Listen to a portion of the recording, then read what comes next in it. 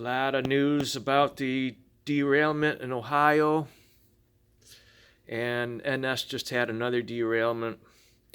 My question is, are DPUs, distributed power units, increasing derailments? And my answer is yes. And let me explain to you. This layout I started 20 years ago, and from corner to corner is a scale of half mile. Most of my trains are a mile long, so they would be from that corner over there all the way around to that corner. And I have a double deck layout, so for me to get a train up to the upper level, I actually have three. I have a branch line that's a third level. I have to put in distributed power units. There's my DPUs. And I would not go really fast. Some of my first videos on my YouTube channel were the no helix climb. People want to put helixes on their layouts, and they can't do any scenery or anything like that. I have a climb that includes a sawmill. So here I am running long trains, a mile long. At the time when I did this layout 20 years ago, that was the average length of your trains in the United States. The biggest issue with this country is greed. The rich people are greedy. They want to cut back on labor, and they want to cut back on maintenance and all these other issues. So now we're running trains that are 2 to 3 miles long. So basically, if I were to do what's going on right now, I would have a train all the way around on my layout, all the way around. It would almost kiss the ass under the train. So for you people that don't have model trains, let me explain to you, these freight cars don't have brakes, and they're not as heavy as real freight cars. You know, their weight is not as heavy, scale size. So when you're going downhill with a toy train, there's no way to keep these cars from banging into each other. So you have to go slow. And then the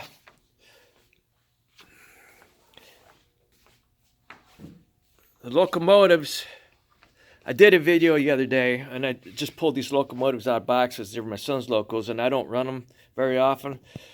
I have 4 different brands of decoders. NCE, North Coast Engineering. I started with that and had a lot of burnouts, so I switched to lengths. Some of the older lengths don't use the speed scale. I'll show you that in a second. And I buy used locos. Some of them have Digitrax, and I later realized that TCS, Train Control Systems decoders, are actually the best. So I have a lot of those. So I have 4 different types of decoders in my locos. So to match the speed of a consist, you separate the locos and you go backwards and forwards until you get them to do exactly the same thing on all 3. Okay, and then if you wanted to add distributed power into the center of the train, you would set those locos next to those locos over here, and you would try to match the speed. Because if you have distributed power in a model train, you really want to have your locos matched. You'd be putting them in here, somewhere in here, and they use DPUs to slow down trains, and they use those DPUs to go upgrades.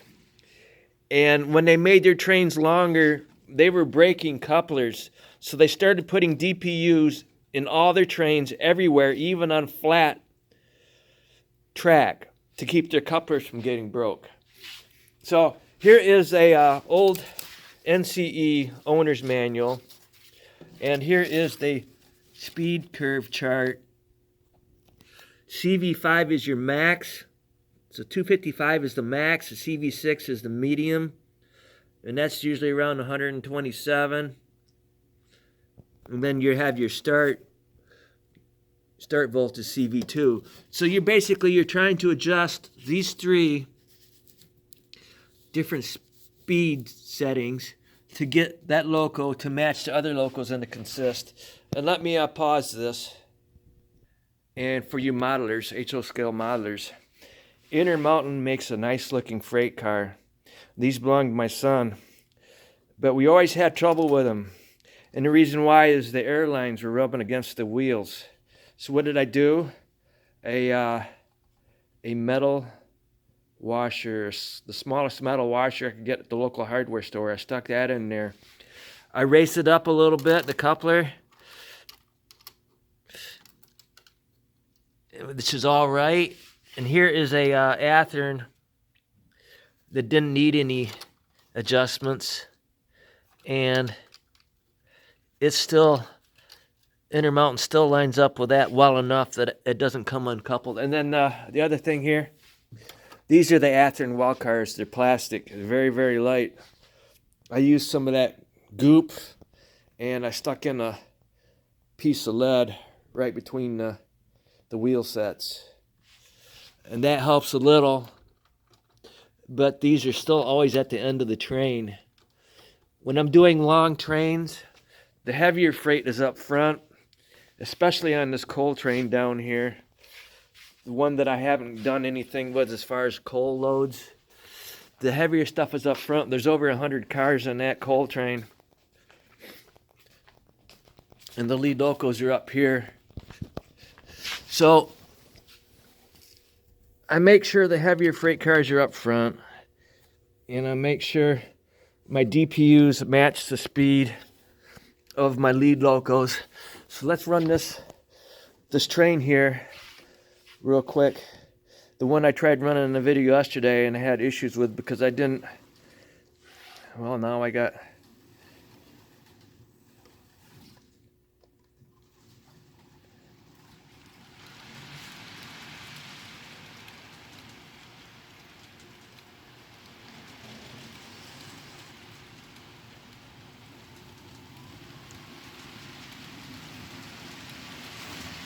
and my point in the other video was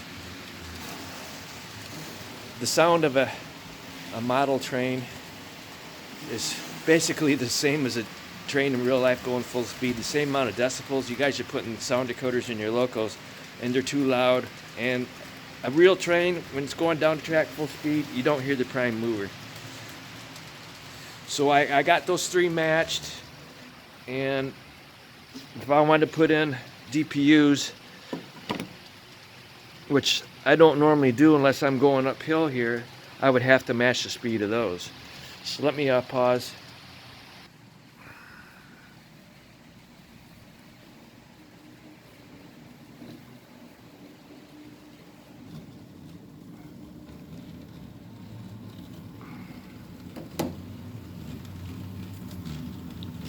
I think I have a loco that's cutting out on me on this train.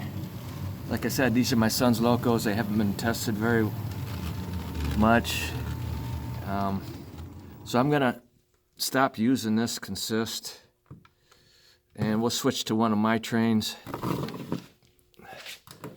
that I run a lot.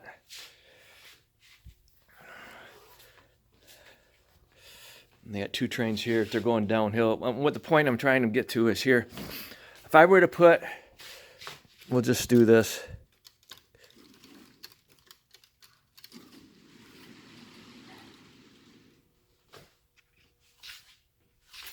Grab a loco and get this video done real quick. So this is the DPU.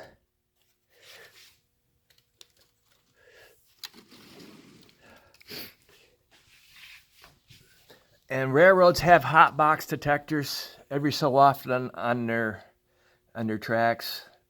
A lot can go wrong with a train in between hot box detectors. You can have a freight car going down the tracks like that. I've seen a lot of videos on YouTube of people actually videoing trains doing that. And the engineer, the conductor will not know this is going on. Okay, they'll be going down the road or the tracks for many miles like this until they get to a hot box detector. And if something there gets hot, it would detect it, but if nothing's hot, and they also count the number of axles. If they were to lose, these trucks on these freight cars in real life aren't really attached. Sometimes they roll out,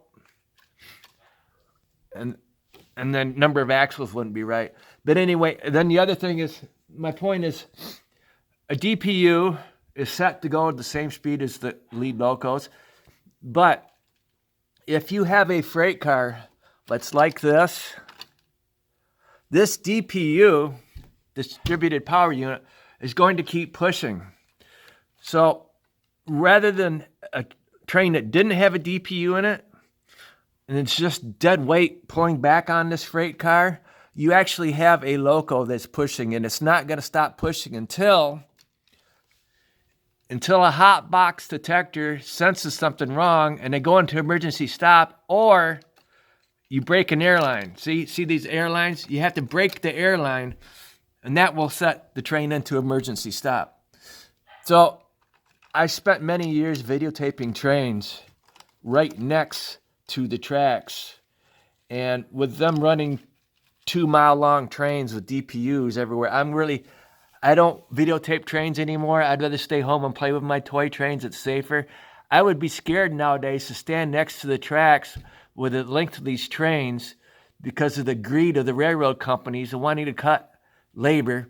And the railroad workers wanted to go on strike, but our government told them it was against the law.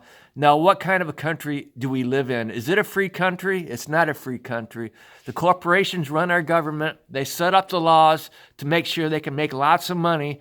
And anytime us workers complain and try to stop it, the government sides with the corporations. So my point is, yeah, I think the DPUs are causing more issues because, like I'm telling you, a lot can go wrong with this train before it stops. And when it does go into emergency stop, because you've increased the length of that train, you've doubled the length of that train, it's going to take twice as far for it to stop than it would if it was a normal train of many years ago, a mile long or so. Okay, so it's very dangerous now. And I can't believe our government is allowing this to happen. Well, I do believe it because corporations control the government. But hopefully, these railroad workers will speak up and go on strike. You guys don't realize, you guys can all go on strike, and who are they going to hire to run their trains? Eventually, this is what the rich people want. They want our semi-trucks to be driverless, have a computer control it and run satellite GPS, control the location of the truck and the speed. And eventually, our trains are going to be like that too. They'll be controlled by a satellite, sending a signal to the loco, and there'll be no more people involved with the train. And all you people that are out in the community and in villages and towns, when this train derails, and just because they didn't have any toxic chemicals in the latest train derailment doesn't mean that they weren't there. It's just they got lucky, okay? They don't care where the chemicals are on the train. They'll put them anywhere in the train, and it's just random events. If the chemicals were in that derailment, there you go. You got yourself a toxic hazardous waste zone, okay? Thank you.